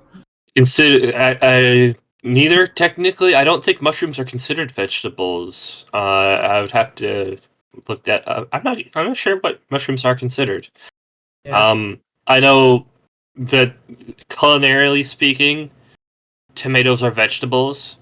Taxonomic, if you're going from the taxonomics of it, whereas in like the naming convention and like the genus of the species, technically tomatoes are fruit. Mhm. Tomato's the guy that translated the Mother 3 script. Correct. But here's one thing I wanted to touch on, looking at this stuff from Xenoblade 3 that I googled earlier. What is this chef thing? Is this supposed to be a crab or what? Oh, Manana? Uh, She's a the thing- Nopon. She's a what? She's a Nopon. So they're like kind of like the Moogles from Final Fantasy. They're like okay. just like a cute little race of creatures and stuff. But the big like hand looking things on her head, those are actually her ears. She's actually got 2 tiny little arms. Weird. Yeah, Nopons are interesting creatures. Well, I was more so thinking of like in certain games, like going into some of the darker aspects of things, cannibalism in video games. Yeah. You go into some of the Fallout games, and you Uh-huh. can get buffs for being a cannibal. Yep. That's always fun. Wild. I love the there's quest even- line in Fallout 3 for that. There's even like a certain point where after you've eaten enough people that you get like the special ability to take some to go. Yeah. Didn't that's one great. of the Daedric items in Skyrim give you the ability to eat people? Yes. It's like a ring of some sort. I forget which Daedric prince it comes It's not from. hair scene because that's the lycanthropy one. Namira? I don't know. Now I gotta Google it. It's been a while since I've actively played Skyrim. There's all sorts of like nefarious stuff you can do in Skyrim. Yeah. Like even It's like- compared to Fallout, because like you can be a cannibal. You can No, it is Namira. Yeah, Namira is the one of like rot Okay. decay, and so eating cannibalism as well. Yeah. you go through her quest and you can heal yourself by literally just in the middle of a battle. You've just killed a guy. You have no idea if this raider has like any kinds of diseases or anything else like that or whatever. But you just literally just kneel down and start digging into his guts with your bare hands and shoving it in your mouth. Yeah. While he's still warm. Snack time. Yep. But like, you can be a cannibal. You can be a werewolf that eats people. Yeah. Or you can be a vampire and feed on people. There's a lot of crazy stuff in Skyrim that you can do. You are what you eat, and it turns out that people are what's on the menu. The greatest people. Doesn't No, something like really bad happen if you try to turn into a vampire while you're a werewolf? While you're a werewolf? Yeah. I think there was... I don't think it's possible. I know at Yeah, least through the it's either- normal aspect of the game, if you come in, the guy specifically tells you, it's like, I'm a werewolf. What will this do? It's like, it will destroy the werewolf curse and now you're a vampire. That's it. Oh, yeah. I think it was But I probably think there are something some like... mods that bypass it and it like breaks the game or something. Yeah. Becomes Oh, no, I'm just thinking of some meme video. Did you ever watch the Senile Scribbles?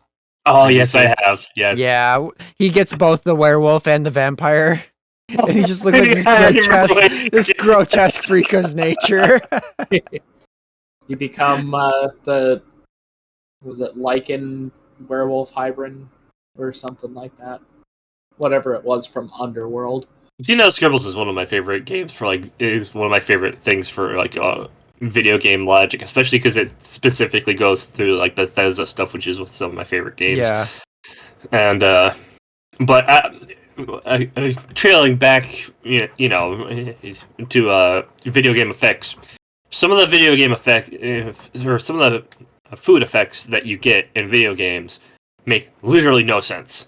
Like eating like a donut in some game or something like that somehow makes you able to shoot better. Yeah.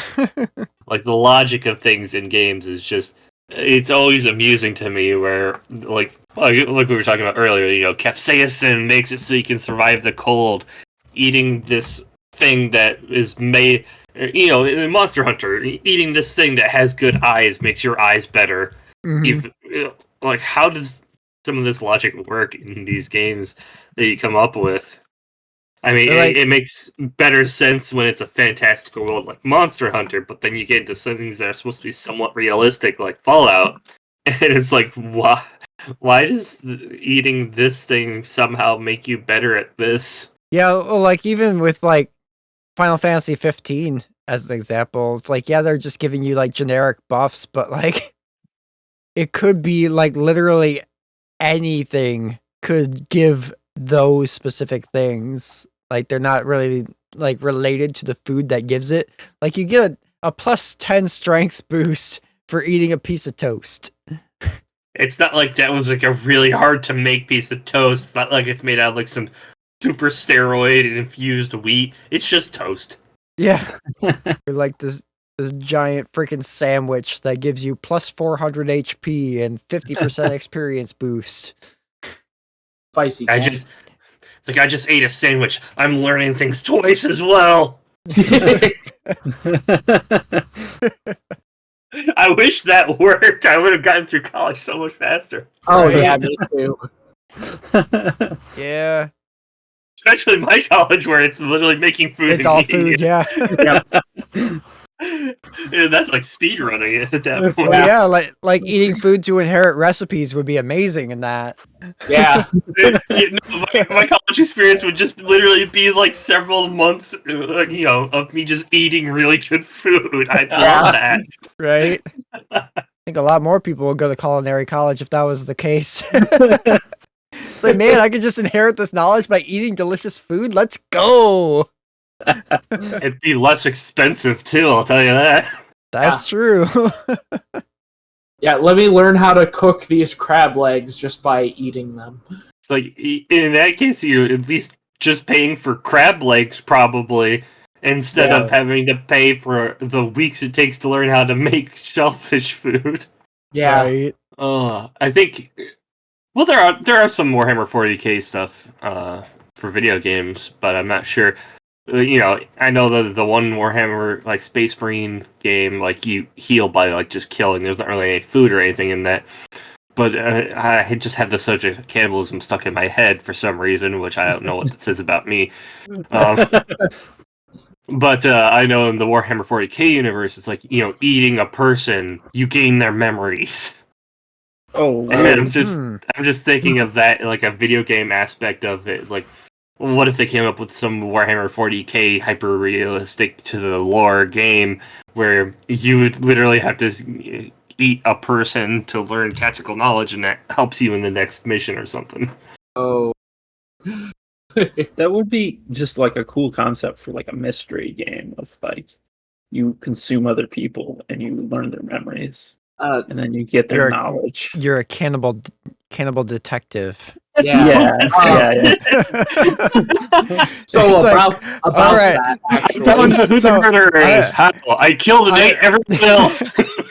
I believe the show is called iZombie. Oh, yeah, I know what one you're talking about, where she's the vampire or something. Yeah, no, she's like a zombie, and she's a zombie. It's like iZombie or something like that. It's literally the premise behind iZombie, at least for the first few seasons. Yeah. It's like I need to take a bite out of this person's brain. So please step out of the room really quick, because it's kind of embarrassing. Yep. I like the locked room situation. It was like, somebody killed this person, nobody saw it, but everybody in here is the suspect. Hurry up, I need to bite each of your fingers off. Yep. Your finger tastes like gunpowder. Oh, in my brain today. You're talking about, like, tasting things that most people think of as food, like gunpowder in particular. The poison effects that you get of, like, when you are able to eat ingredients and stuff, like in Skyrim, where you're eating all of the potion ingredients, literally just shoving like a giant's toe down your throat and stuff like that. I love that aspect of the game. Mm-hmm. But it's not the only game that does that, is the thing where, like, you can eat stuff, it will hurt you, and it just only hurts you.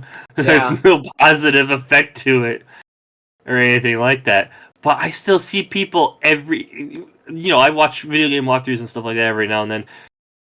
The curiosity of people gets them way over their head, and people are like, this is poisonous. I want to try eating it. Saves, eats it, dies. Oh, what are you expecting? Right. Like, let's eat a spider eye. Or a puffer fish. Yep. I love just watching all of the negative status effects roll in as you're just munching on all these raw alchemy ingredients. Yeah, when you have a new game in Skyrim and you just collect all these potion ingredients throughout. Well, I usually like hold off before I start doing potion stuff. I don't know about you guys, but and you get like pretty much every potion ingredient in the game, and then you just shotgun literally everything. Again, the infinite stomach of a protagonist, like being able to eat all this stuff, but also mowing down on all the stuff that is clearly poisonous, either rotten. It's like some like plant. Some of it's literally just like rocks and other stuff like that. Oh no, I'm fatally poisoned. Better eat a cheese wheel about it. Yeah, basically. But like, going back to like you're talking about the senile scribbles of like the one guy. Yeah, the one scene. What are you doing? Sampling. What? There's got to be another way. All right, just grab everything and just kind of start mixing it all together. Yeah. Sampling. Just take a bite out of it. It's spider egg. It's spiders. They're crawling all over his face. It's like, that is disgusting. I laughed so hard at that. Oh, man.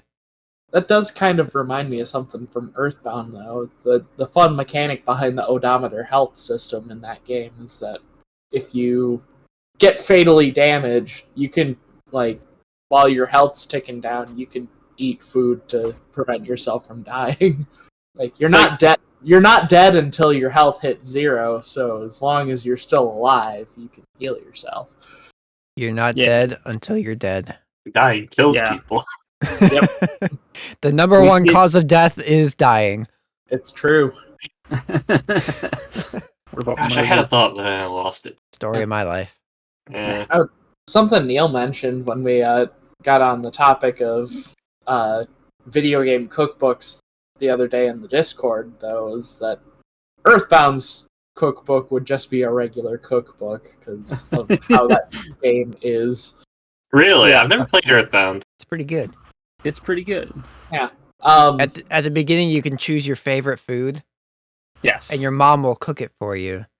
And Yeah, you well, could that's pick. awesome. You could pick literally anything that fits in the space. that fits in the space. That you have like 6 characters, I think. Might So be you fun. 6 characters? I think so.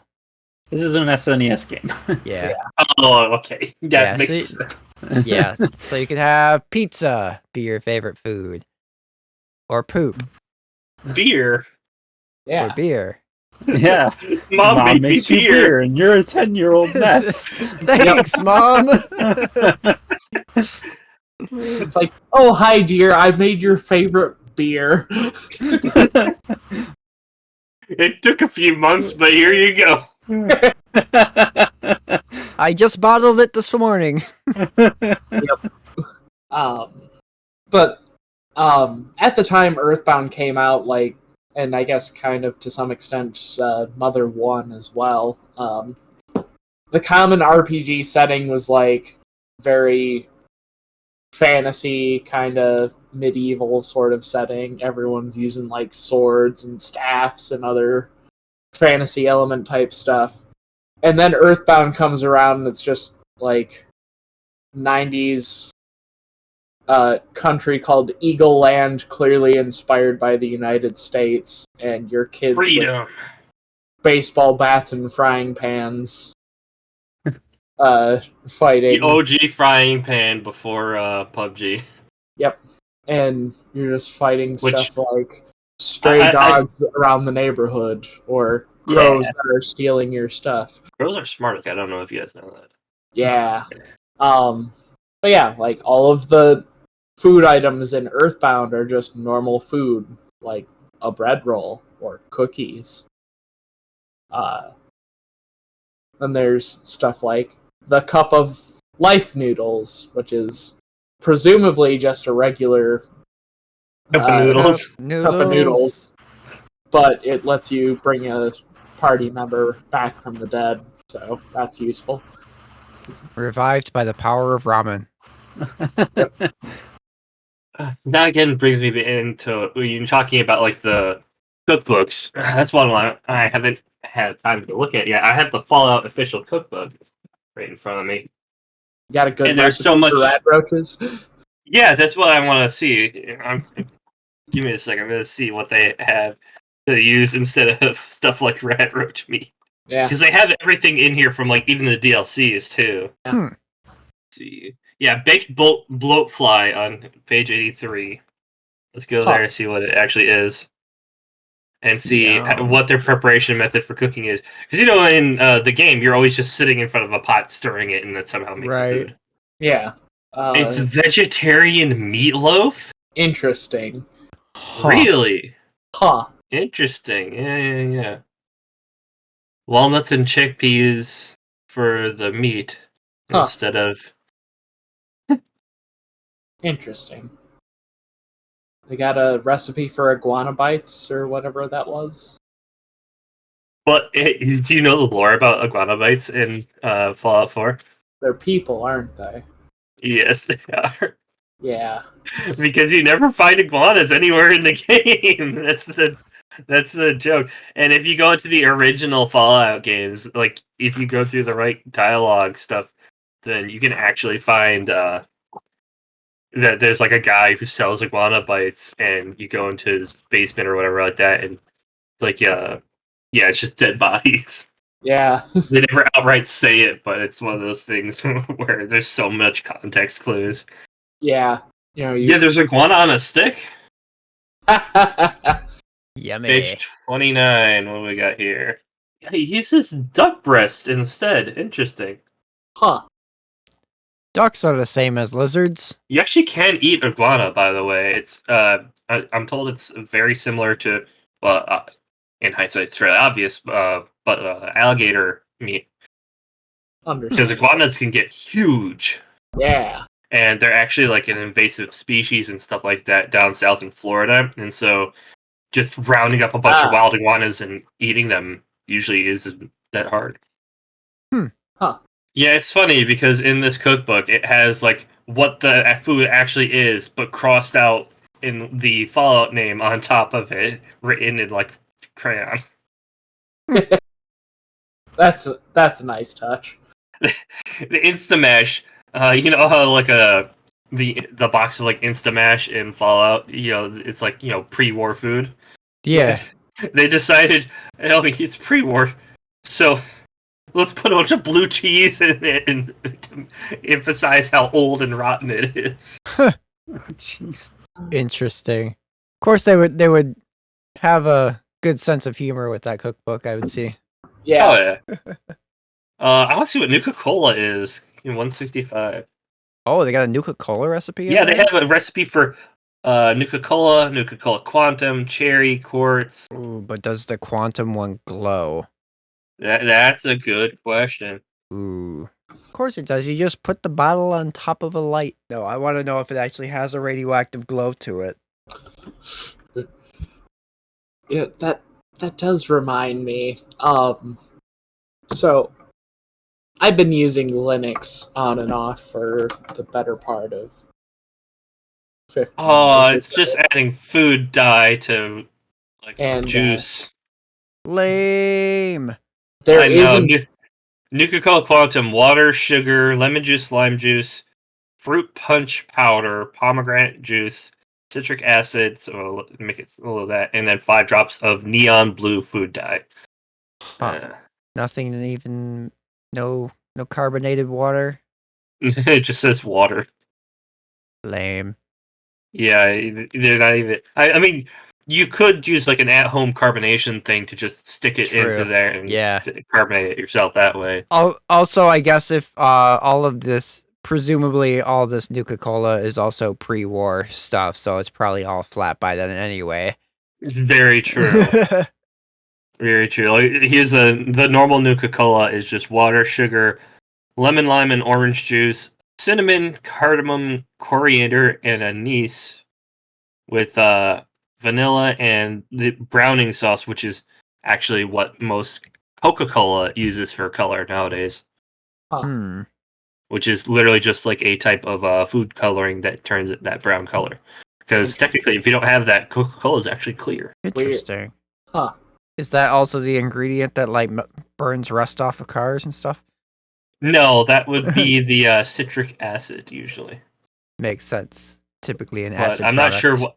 Yeah, it's usually an acid product. Citric acid is what you find is the most common edible acid, but I think they have a different kind of acid. It's the Coca-Cola formula. I don't know what's in it, but Right. On the subject. Allegedly no longer cocaine.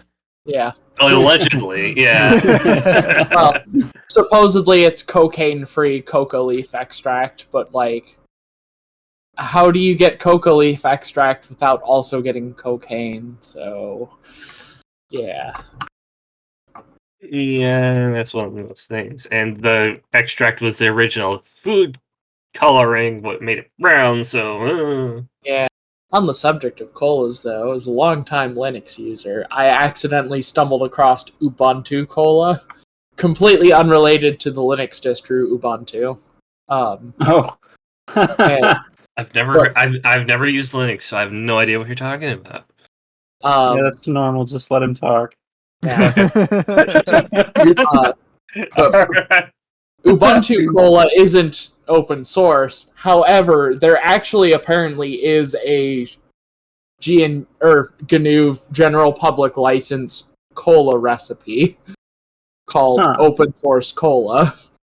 Interesting.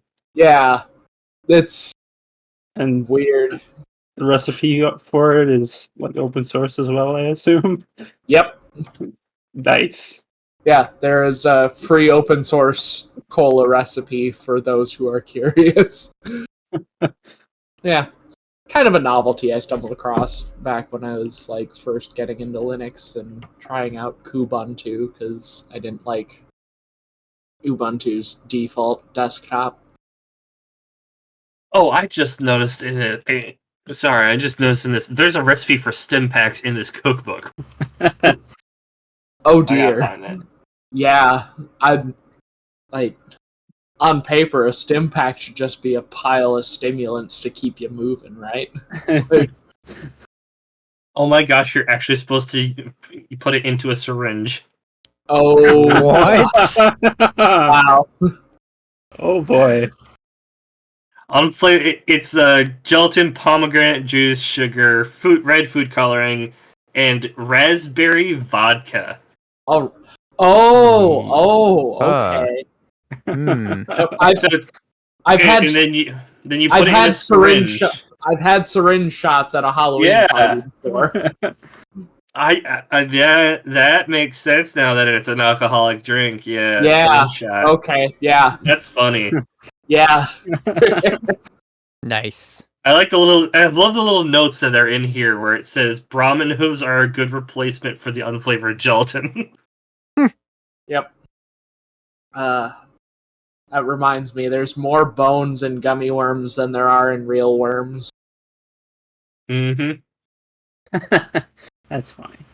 Yep. Oh, no, boy. wait, hold on a sec. I think I just found something. All Uh-oh. right.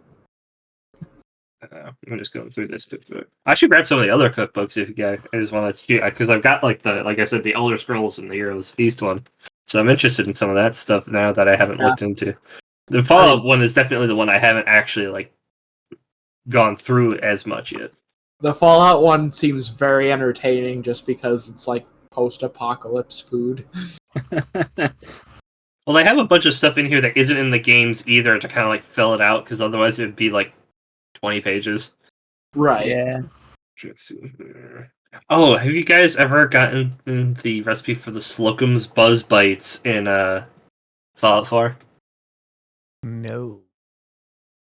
That's one of those things where it's like this unmarked mini quest that's like really annoying to get through to get this recipe, and then in game, at least, it gives you terrible stats. So it's so annoying because like the first time you go through it, you're like, oh, this is such an unmarked thing. It's so hard to get. It better be this really good food that gives you good buffs, and it's shit. Yeah. Kind of feels like trying to collect giant cans Robo in the custom Robo on the GameCube. It's this robot that's made entirely of illegal bot parts, but it's completely terrible. But anyway, should we start kind of wrapping things up? Get on to our next segment here. I think we had a really good. 2 hours we had a into re- the backup. we had a really good food chat. Yeah. Yeah. Fun So going through all the cookbook recipes too. Yeah. I love that there's a Sonic cookbook. Yeah. And it's just chili dogs and onion rings. Yeah, kind of seems like that. Well, we got Yep. chili dogs. All right. What else we got? How many food items are ring shaped? Let's use all of them. Yep. All of them. We need Yeah, something there's other not than actually that much food in Sonic games because, like, all your power-ups you get from breaking monitors in most games Right? are the little item capsules, so it's not food. You feed Chow fruit in like the Sonic Adventure games, but that's about it. And fun fruit tidbit salad, about maybe. yeah. Have you guys heard of the Sonic 2 XL ROM hack? Yep, I know exactly what you're talking about. And Yeah. yes, I No. thought of that when the onion rings was in there. Yeah, it replaces all of the rings with donuts, so Sonic starts gaining weight as you collect them. I think they are supposed to be onion rings and not donuts. That's amazing. Yeah. And then once you get fat enough, you can't move. So you have to That's dodge great. the rings or you'll get too fat. Amazing. That's what I like about some survival games that go like hard with the nutrition aspect of food, where like you can actually make your character unhealthy if you keep eating food that's actually bad for you. Like in Yeah. San Andreas. One too many trips to the burger joint and suddenly your CJ is just enormous and can't swim anymore.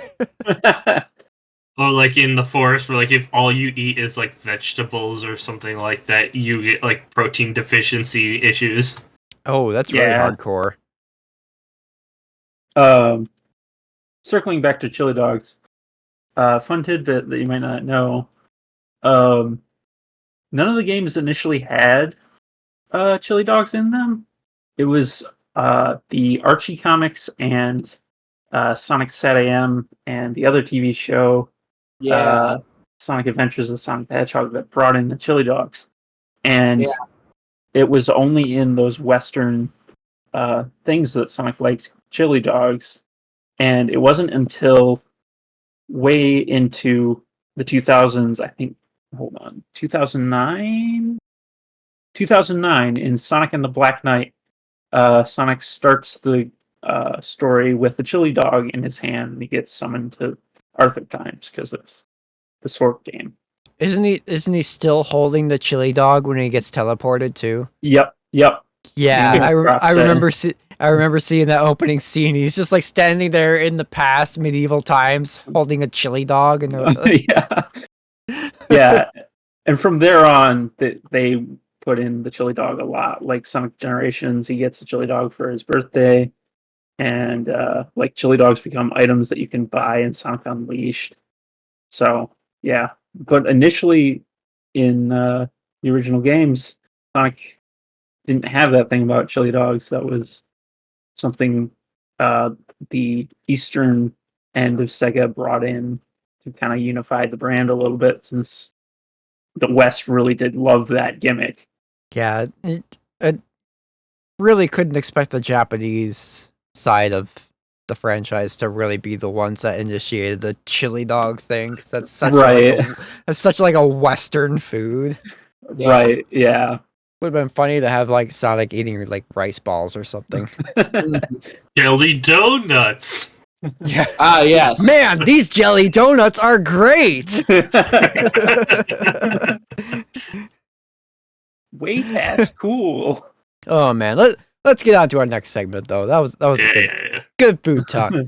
So our next segment is our weekly link to the past, and this week I mentioned we're recording a week early, so we're recording this episode on August 13 of 2023, and on this day 10 years ago, we got DuckTales Remastered on the Wii U, the PlayStation 3, and PC, and I think also the Xbox 360. It was on everything back then.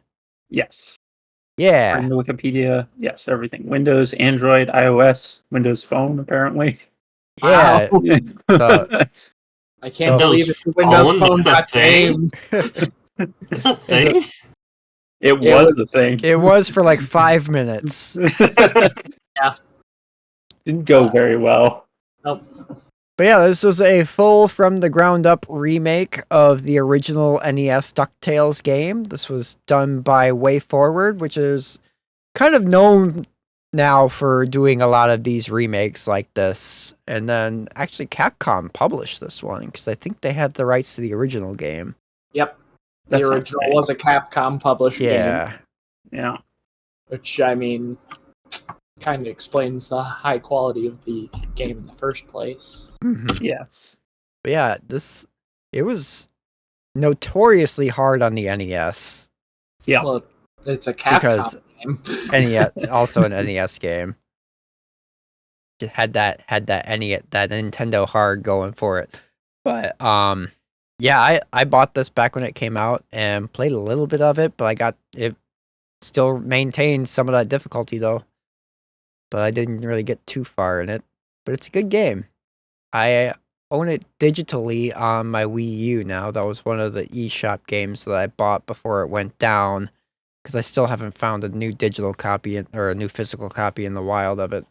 It's actually quite a valuable physical copy relative to games these days from that era. Weirdly, that kind of lines up with the NES game because it was kind of a very sought after NES game too. Okay, correction. It's like, okay, eBay is giving me conflicting signals here. It's like a $40-$50 game still. Looks like buy it now on eBay. $40 to $60 looks like. So, Not the worst. not the worst. For an older game, not bad. Yeah, it's a good game. I never though. trust eBay because there are times on that where I've seen stuff going for like $3,000. Oh, yeah. Yeah. Yeah. And that really messes with like their averages. Yeah. People wanting almost 10 grand for a Commodore PET. Or you get the people with those WATA graded games asking for those. $1 million for a copy of Super Mario Bros. Yeah, we won't go there. That's a topic for our our video game collecting episode coming up later this year. Tease that for now. Joy. Yeah. But yeah, happy birthday to the remake of DuckTales. Yeah. It's a good game. Should play it. You haven't played it yet. Never got into DuckTales until the more recent remake of the show. Oh, you never watched the original? No. I grew up on the original cartoon. Very good.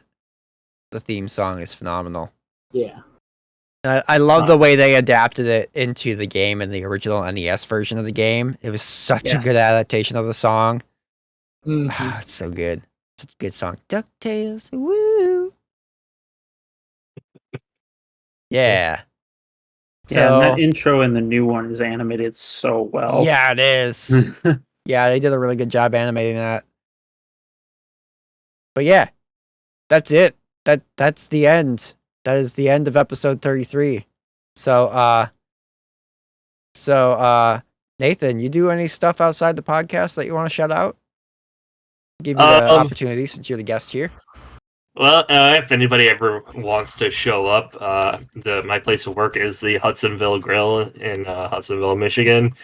You can come in if you want to come in and say that you listen from the podcast. I'd be sure to relay that to the rest of the folks here who are actually here all the time.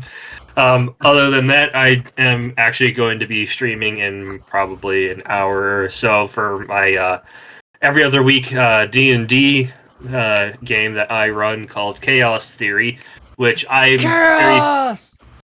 really bad about publishing the we're streaming alerts, but and I'm very bad at keeping the archives. I stream it more for the players, but we always welcome people to jump in and listen to how wacky things get with that. I am planning on trying to do some better streaming once I get my work schedule figured out. So I am on Twitch as Lord Kirov. I am on YouTube as Lord Kirov. And if anybody wants to know about the name, it is nothing to do with actual.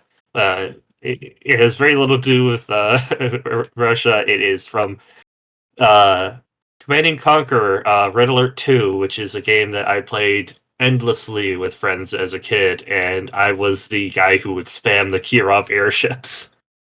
Nice. So I was Lord Kirov. So I'm Lord Kirov pretty much on any platform, as well as Twitter, although I have not been on Twitter in years.